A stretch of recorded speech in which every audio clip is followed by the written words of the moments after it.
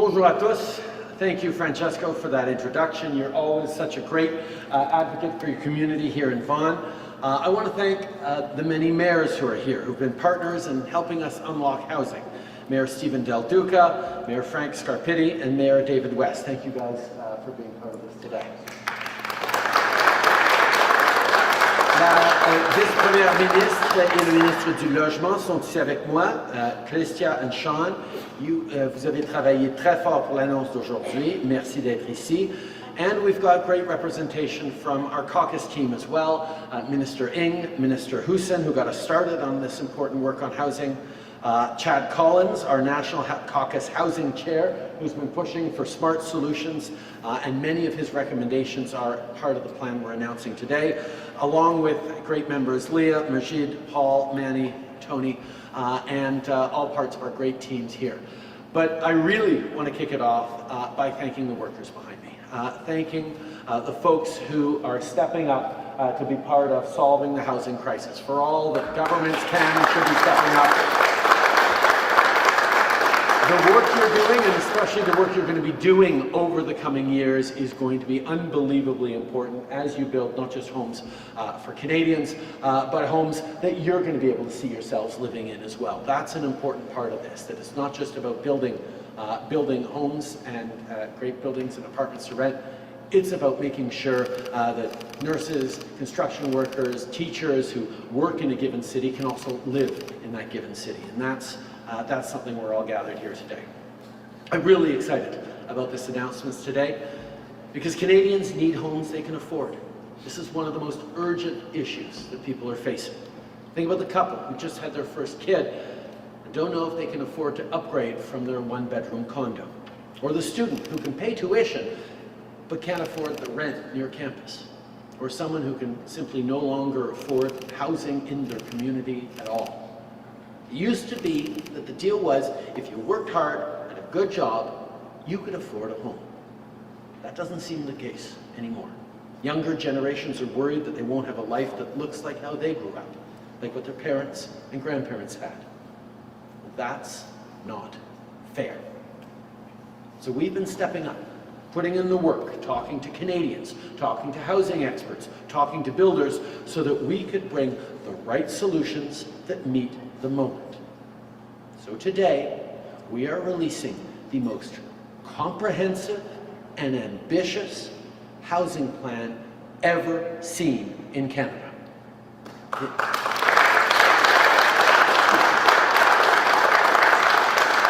It builds on the sizable investments we've made over the years, and it goes a lot further.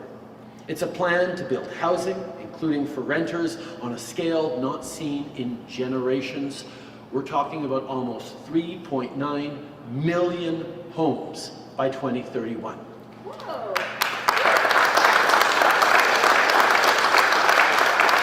It's a plan that, at its heart, is a commitment to affordability.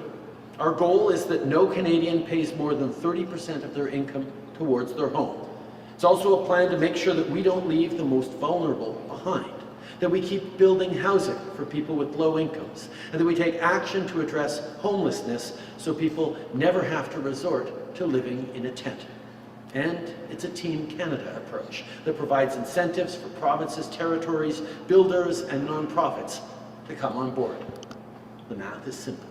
If we can increase housing supply, we can bring down prices. And we're going to need the know-how, abilities, and determination of workers like the ones here behind me today. I want to give another shout out to the members of the Carpenters Union. Jason, thank you for your leadership specifically. A lot of union workers are going to be part of getting this done. You're going to be very, very busy. The construction industry will need reinforcements to get all this work done. So as part of our plan, we're going to be increasing support for workers in the skilled trades, creating apprenticeship opportunities for the next generation of workers, creating opportunities for young people, and investments to cut red tape for those with foreign credentials. Dans le cadre de notre plan, on va soutenir les travailleurs de la construction pour développer notre main-d'œuvre et bâtir le Canada. We made a promise to Canadians that we were going to solve the housing crisis. So we rolled up our sleeves and we got to work. No ideas were off the table. No stone was left unturned. I'll let Minister Fraser talk through the details, but this is a comprehensive and detailed plan. Sean, you and your team have been incredibly thorough in how you've brought this together. This isn't simple slogans. It's not some YouTube video filled with half-baked ideas and inaccuracies. This is a serious plan, built after consultation with Canadians, with experts, with builders. It's a plan that's actually going to make a difference in the lives of Canadians. But it will also require provinces and territories to step up and meet the level of ambition that Canadians expect them to. No one order of government can do this on their own. We all have our own levers and our own responsibilities, and Canadians need each and every one of us to step up. Dans le plan qu'on annonce aujourd'hui, il y a plusieurs mesures qui vont encourager les provinces, les territoires et les municipalités à collaborer avec nous pour construire plus de logements.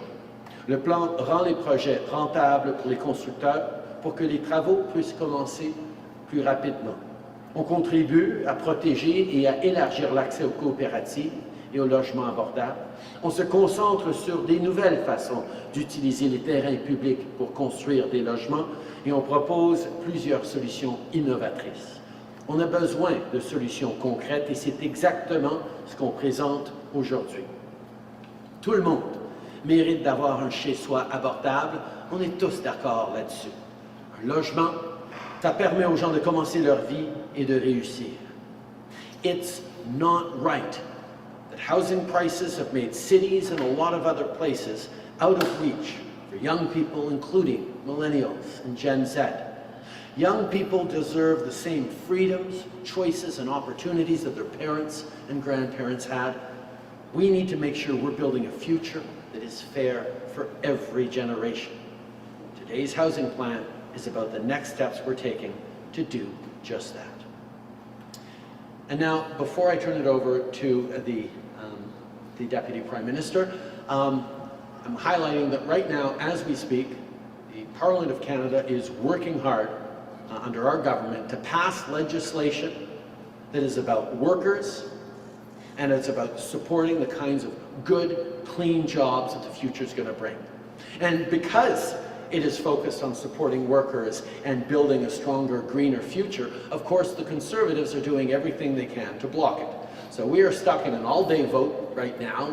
They had amendments that they even generated possibly by AI to try and slow us down. But we're going to continue to vote and stand up for workers and stand up for the brighter future people have. So you're going to see us voting throughout the morning on our electronic voting apps. And we'll do that before I introduce the Deputy Prime Minister. See?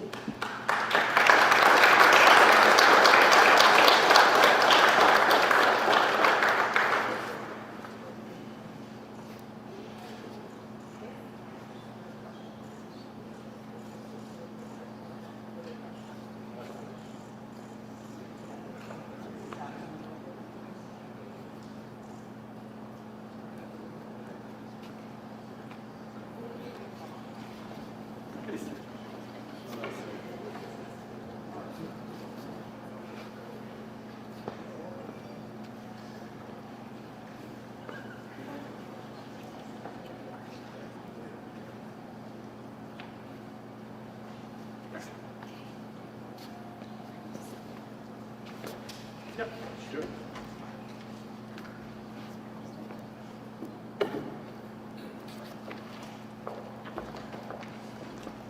Okay, well, thank you very much, Prime Minister. Thanks everyone for being here. Francesco, buongiorno! Mi fa piacere d'essere qua, Vaughan. It is wonderful to be here today in Vaughan with the Prime Minister, with Sean, with so many of our caucus and cabinet colleagues. It's especially a privilege for me, I think for all of us, to be here with the students, the soon-to-be apprentices at the College of Carpenters and Allied Trades. And I have to say, those conversations we had just a minute ago were really inspiring. really, really moving for me.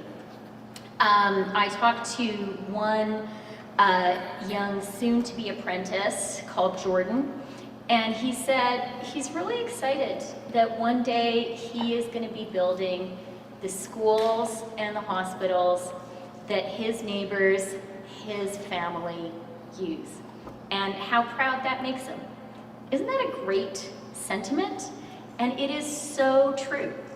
Another student said to me, you know, I asked, how do you guys feel? And I use guys in an inclusive sense. How do you feel about getting a job when you're finished here? And they'll be done in 5 weeks, and then they will be a first-year apprentice. And one student said, I feel really good about it. Canada is a growing country. And if you are a skilled tradesperson, if you are a carpenter, you're gonna have a good job. That is so true, and it works the other way too. As a growing country, we need our skilled tradespeople, we need our carpenters. We are literally counting on you to build our growing country, and I just want to say thank you so, so much. I am inspired by every single carpenter, every single apprentice, every single student here, and we all should be, and I think we owe them our thanks.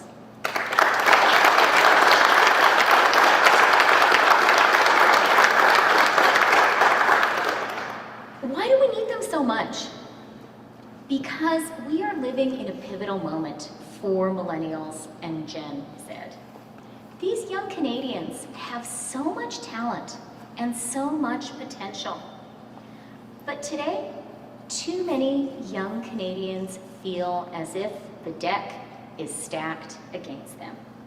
They can get a good job, they can work hard, but far too often, the reward of a secure, prosperous, comfortable middle-class life is out of reach. That is not okay. We need the hard work of young Canadians to be rewarded.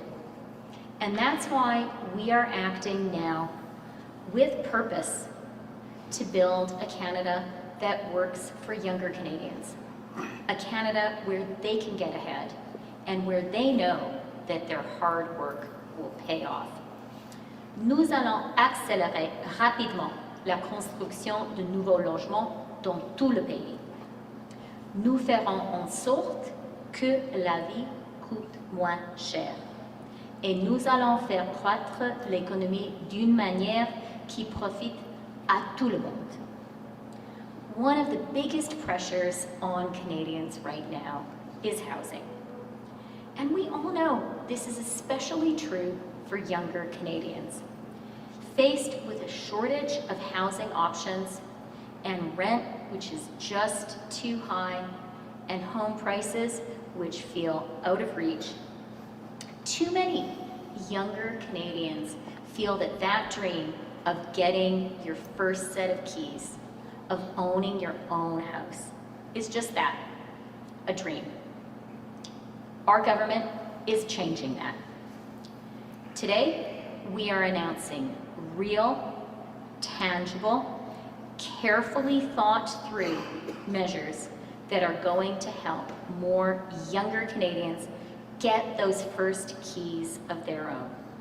We are using every single tool in our toolbox to deliver housing without delay, because we need to make the dream of home ownership a reality for younger Canadians. And in the budget I'll be tabling on Tuesday, we will reveal more of our plan to ensure fairness for every generation. Notre gouvernement est en fonction en promettant de renforcer et d'élargir la classe moyenne. Nous avons tenu cet engagement en réduisant la pauvreté, en particulier celle des enfants et des personnes âgées, et en créant des millions de bons emplois pour les Canadiennes et les Canadiens. Notre travail n'est pas terminé. Our renewed focus today is unlocking the door to the middle class for millions of younger Canadians. In everything we do, we dedicate ourselves to making sure a better life is within reach for our younger generations. Because that is what you deserve. That is what you have earned. And that's what your parents and your grandparents want for you too. Thank you very much, and I'll pass it over now to Sean.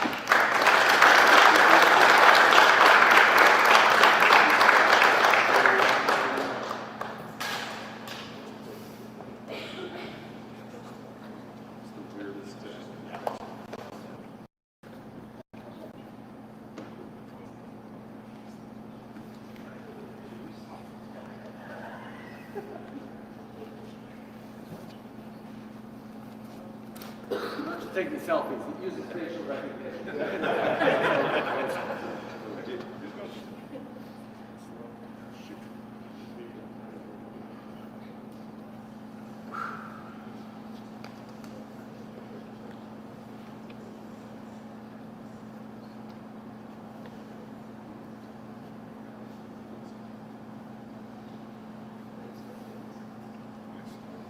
You may not need my stick. Oh, yeah. For having look, thanks very much, everyone. Democracy in action. Look, I want to start just by saying thank you to everyone for being here, in particular to the workers and apprentices who were studying to get the skills that are going to help build our way out of the housing crisis. To my colleagues, in particular, Mr. Hussein, who preceded us and set us up for a lot of the success we're going to enjoy. Round of applause. Chad, some of our municipal leaders, Leah, Paul, oh geez, everybody's here. My God, Majid, Manny, Tony, this is terrific. And I really want to say thank you, because we can't get very far on our own. We are going to solve the national housing crisis. And this is our plan that's going to help us do it. I know we're going to solve the housing crisis because I know what Canadians are capable of. Before I walk you through some of the measures, I just want to tell you about some of the people and organizations who are actually inspiring what we're doing today. This plan is inspired by people like John Wesley Chisholm, who's building a housing development in a small community called Musquodoboit Harbour, working with volunteers like Brian and John and Karen, builders like Mike, who are actually going to meet the housing needs of an entire community. It's inspired by companies like Dora Construction, who's building a home building factory, creating good jobs, good middle class jobs for Canadians. At the same time, they're introducing the community to apartment buildings that are manufactured locally in one of those factories. In fact, someone from the company called me 10 minutes before our announcement today to talk about another opportunity to add 10,000 homes to the national supply by incentivizing more factory-built homes. It's inspired by projects like Cody's Place, a project that's providing housing to low-income families and is actually supporting local home builders when they place their orders to build out more units.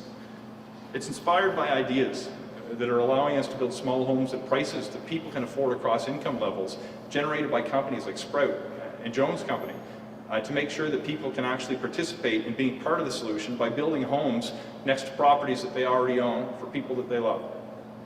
These are extraordinary opportunities that we've learned about. And you know what all these have in common? All of these come from my own neck of the woods in Nova Scotia. But what's extraordinarily inspiring is that there's solutions like this, people like this, ideas like this, in every part of the country. Workers with the Carpenters Union. People are starting to become apprentices right here that are going to help us build our way out of the housing crisis. Now, the plan that we're producing today includes three main components. The first is to build more homes. We're going to do that by reducing the cost of home building, by putting tax incentives on the table for builders, low-cost financing so we can scale up building, not just for large institutional builders, but for individual homeowners who want to put an additional unit in their backyard where they can accommodate that. We're also going to be launching new measures that help unlock federal lands in a way that we have never pursued before, at a faster speed and in larger numbers, including with a new strategy that will allow us to maintain ownership of the land and enter into long-term leases so we can reduce the cost not just of construction, but the cost of living for the people who will live in the homes built on those lands. In addition to reducing the cost, we also have to make it easier to build homes by incentivizing leaders like the municipal leaders that we have here today who've worked with us through the Housing Accelerator Fund to upzone their communities, reduce permitting time so we can build faster and more easily. We're also going to be putting more infrastructure money on the table to help ensure the communities are prepared for the homes that we need to build. In addition, we're going to make sure that we change the way that homes are built by making major investments to train and scale up the Canadian home building workforce, to more quickly and more easily recognize the credentials of those who were trained in another country, and to ensure that we're incentivizing home manufacturing in factory settings so we can increase home building at a scale we've never seen before. We've got new measures to make it easier to rent or buy, including a renter's bill of rights, including a renter's protection fund, including using your rental history to establish a credit, new supports to help people save up for a down payment and to reduce the monthly cost of a mortgage. And we can't forget that we have a responsibility to help some of the most vulnerable in this country. We're putting additional investments on the table to build out affordable housing because the cause of homelessness is not a person's family history. It's not just mental health or addictions. It's a lack of adequate, affordable housing. We're also putting more money on the table to help nonprofits acquire properties that are available to low-income families today to keep them affordable forever, and putting additional supports directly for communities who are working to end encampments by transitioning people to durable housing solutions. Folks, we're going to lead, but we can't do it on our own. We need provinces and territories to match our ambition. We need municipal leaders to adopt faster permitting process and more permissible zoning processes so we can actually build more homes in communities that already have the infrastructure to support them. To cities, it's time to legalize more kinds of housing. We need to work together across levels of government to incentivize home builders and support the organizations that are helping people who need a home themselves. We have a choice to make, not just as a federal government, but as a country. Do we want to talk about the housing crisis, or do we want to solve it? I want to tell you exactly where the federal government stands. It's time to build, and we're going to bring Canadians along with us. Thank you so much. Thank you, Minister. We'll now begin the media availability. One question, one follow-up. First question goes to Sarah Sears from CBC. Good morning, Prime Minister. Good morning. The CSIS director testified this morning that even though he may not have read the briefing notes word for word, he did warn your government about Chinese interference, including that the PRC clandestinely supported a candidate. Why didn't you act? Is it because you don't have trust in David Vigneault? I have tremendous trust in our intelligence agencies, as I testified to. They do really important work to keep Canadians safe.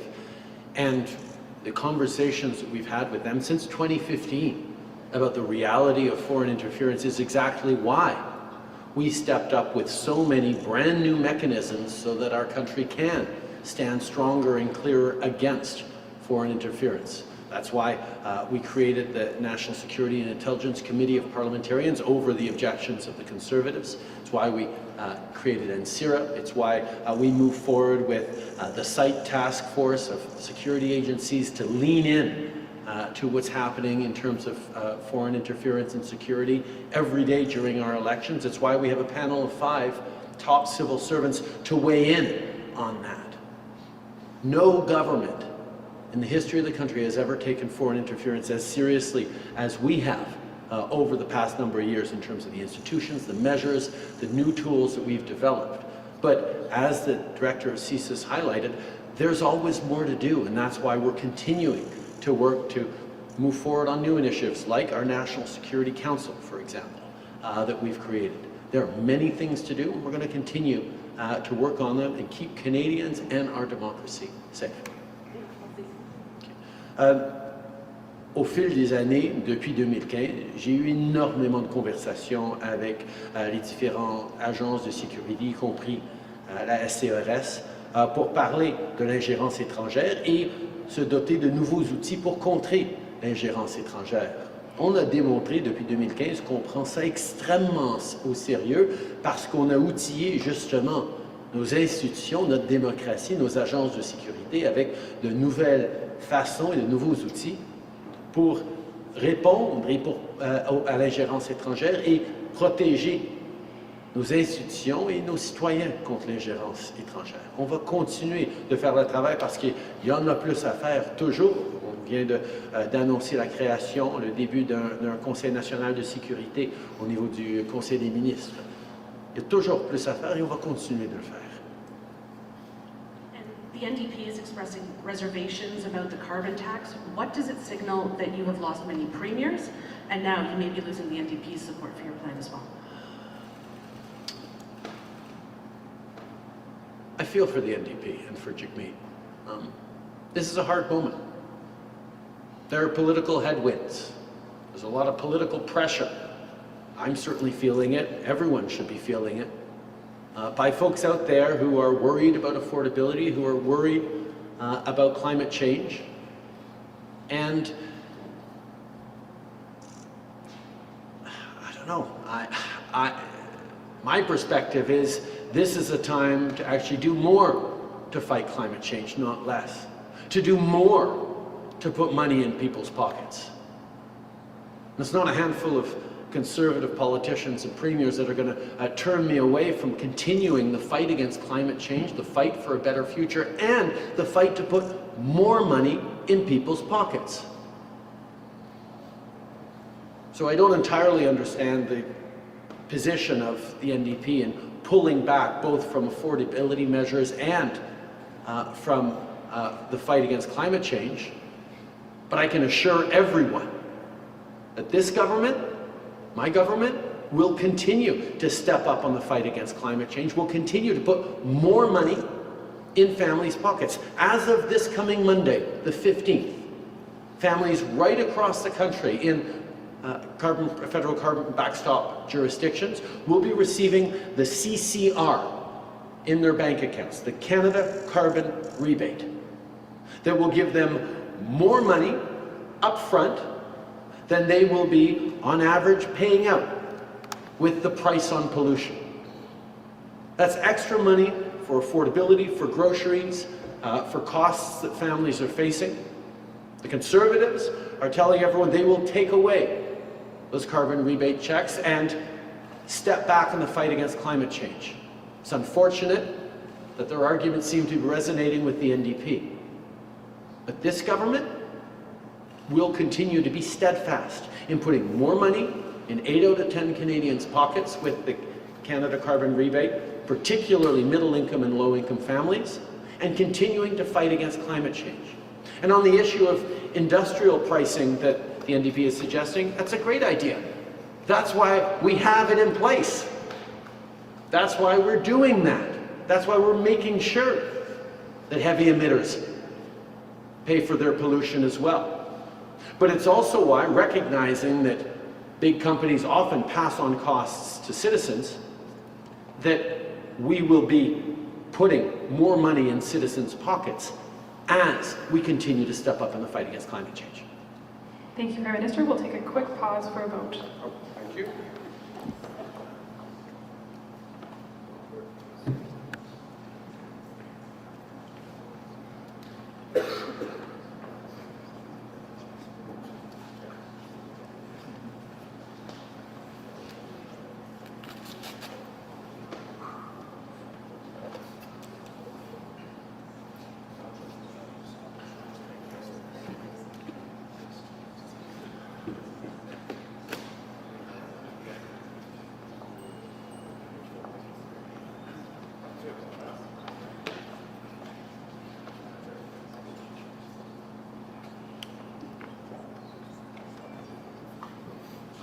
And with every vote, we're pushing back against the Conservatives, standing against workers and against a greener future for everyone. Next question. The carbon tax question in French, please.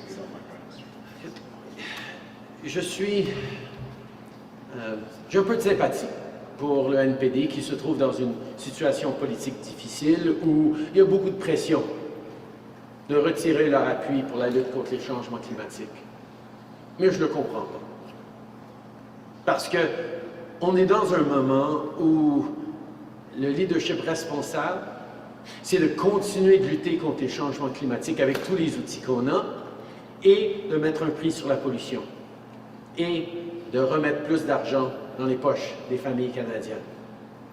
C'est ça la voie que nous avons prise comme gouvernement et on va continuer de le faire malgré le rouspétage des conservateurs et des premiers ministres à travers le pays. On est là pour livrer pour les familles avec plus d'argent dans leur poche pendant qu'on est ambitieux dans la lutte contre les changements climatiques. Ce n'est pas un moment pour retirer l'ambition pour l'avenir, pour la planète et l'appui aux familles. Donc, je ne comprends pas tout à fait la position du NPD, mais je peux rassurer les gens que ce gouvernement libéral va toujours être là pour en faire plus contre les changements climatiques, plus pour les prochaines générations, en mettant plus d'argent dans les poches des Canadiens et Canadiennes. Tout de suite. Colin DeMello from Global News. On the carbon pricing, it's not just politicians, it's people as well. A new poll by Liaison Strategies found a majority of Ontario residents rank the cost of living higher than environmental protections, and a plurality are in favor of abolishing the price on carbon, even if it means eliminating their personal carbon price rebate. So can you tell Ontarians why your government's price on carbon is more important than their ability to make ends meet? But the way we price carbon actually puts more money in the pockets of 8 out of 10 families, like families in Ontario, where the cost of living is high and where the need to fight climate change is clear with every wildfire, with every flood, with every drought. The Parliamentary Budget Officer confirmed that 8 out of 10 families get more money from the way we're pricing pollution, because we put a price on pollution and then we give that money back to Canadians. And that means as of this Monday, on April 15th, the CCR, the Canada Carbon Rebate, is going to appear in people's bank accounts. You're going to get checks for it. That gives them more money than the average family will pay in carbon price over the next 3 months. That's how it works. It's a measure on affordability, and it's a measure to fight climate change at the same time. And we're going to continue to deliver that money to Canadians, and we're going to continue to stand strong in making sure that pollution isn't free anywhere across the country. And if Mr. Poilievre wants to take away those affordability checks for Canadians and wants to do less on the fight against climate change, because that's what he's proposing, he's going to have to explain that to all Canadians. Because right now, he has no plan for affordability, no plan for climate change, and, as we've seen again today, no plan for housing, which is why we're coming forward with a real announcement today. On housing infrastructure, Prime Minister, the $6 billion fund you announced last week, Ontario, as you know, has rejected 4 units as of right, which was one of your conditions. The province believes that the fund is subject to some negotiation, so can we get your view? Are the conditions for that fund non-negotiable, or is there room for some conversation? Well, that money is going to flow. The only question that Ontario has to ask is whether it wants the money to flow through the province to municipalities or whether it flows directly to municipalities. We know that there are lots of communities, lots of people, lots of regions in this country that are very ambitious about doing everything necessary to get more homes built and to get families into those homes. And we're going to work with them. So the $6 billion on wastewater and housing enabling infrastructure is going to be there to make sure we can grow our housing stock in this country. Ideally, we do it with ambitious partners in the provinces. If the provinces don't want to do it, that just means there's more money to go directly to the municipalities. One way or another, we're going to be there to get housing built for Canadians. It just works a lot better, and to be honest, we can do even more as a country if the provinces decide to roll up their sleeves and get on board fully. Bonjour, Monsieur Trudeau. À l'approche du budget, dans le contexte actuel également, est-ce que c'est le moment, selon vous, de taxer les citoyens les plus riches? Notre préoccupation première dans ce budget, c'est de reconnaître que pour les jeunes familles, pour les jeunes à travers le pays, le système n'a plus l'air de fonctionner. L'économie ne fonctionne plus pour eux. Malgré leur bon emploi, malgré le travail qu'ils font, ils n'arrivent pas à se voir propriétaires de maisons. Ils ont énormément de défis à se payer le loyer. C'est pour ça qu'on est là avec un budget qui, oui, va construire beaucoup plus de logements plus rapidement, mais aussi un budget qui va investir dans ce dont ils ont besoin pour réussir. On va avoir beaucoup plus à dire mardi sur comment on va créer cette équité dans l'économie pour toutes les générations et de mettre l'emphase sur ces jeunes qui sont essentiels pour la réussite de notre économie. Mais d'ici là, nous sommes en train de démontrer les mesures qui vont avoir un impact réel pour ces jeunes.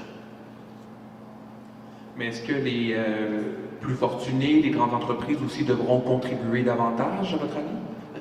Je pense que l'idée d'avoir une économie qui est juste pour toutes les générations en est une que tout le monde peut reconnaître. Quand je parle à des jeunes familles, quand je parle à des travailleurs, et ils me disent que, écoute, ils ne voient pas leur avenir avec les mêmes opportunités, les mêmes possibilités que la génération de nos parents, de nos grands-parents.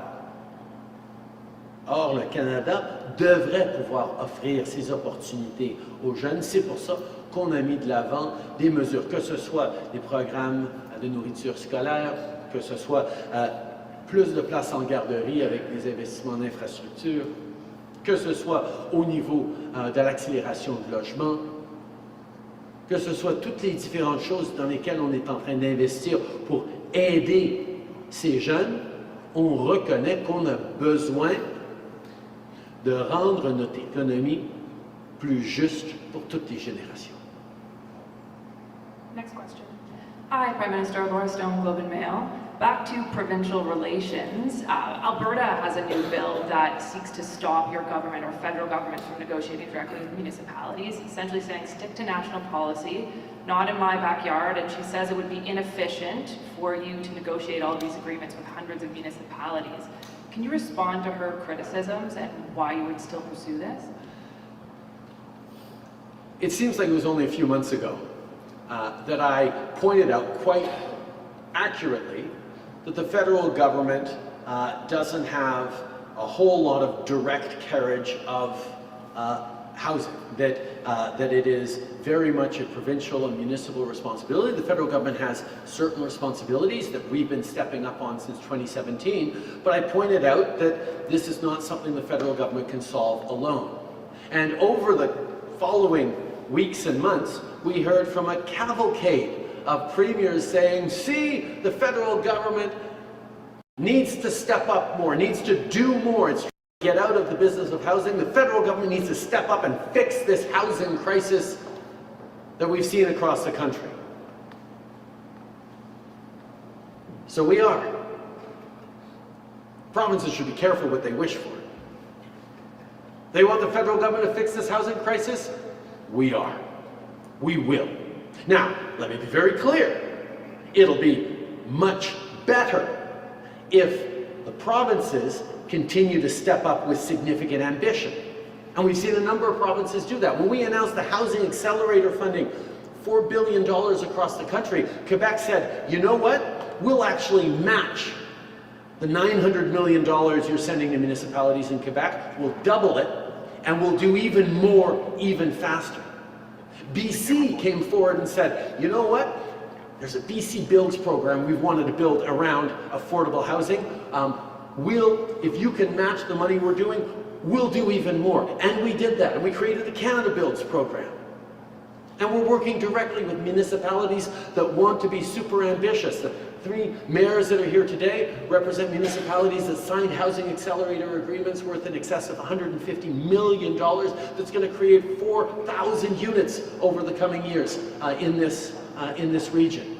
These are things we are doing concretely where we recognize that Canadians need help and support and investment and don't so much care about whose responsibility it is first and foremost. They just want it to get done, and that's why we are there to work hand in hand in full respect with those provinces who want to solve the problem and ask those provinces that don't want to solve the problem to just get out of the way while we solve that problem that Canadians are facing.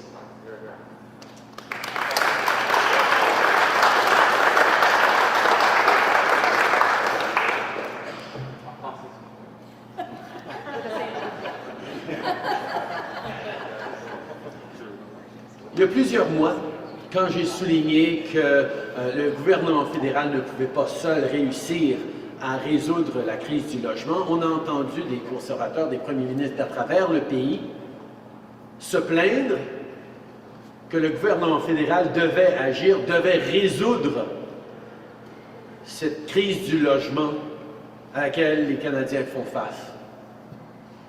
Alors, on est en train de le faire et là, ils chignent parce qu'on est en train d'agir pour lutter contre la crise du logement. C'est un peu ridicule. Comme on a vu, il y a plusieurs provinces, dont le Québec et la Colombie-Britannique, qui ont démontré un niveau d'ambition maximal en termes de logement. Et donc, on est là pour travailler avec eux, pour investir, pour qu'ils puissent résoudre les défis auxquels les citoyens font face.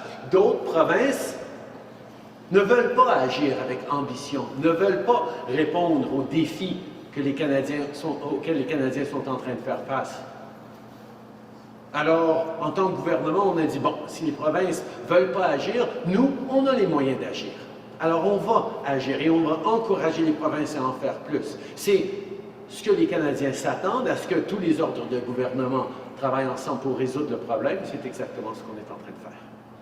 Merci. We're going to take a quick pause for the vote.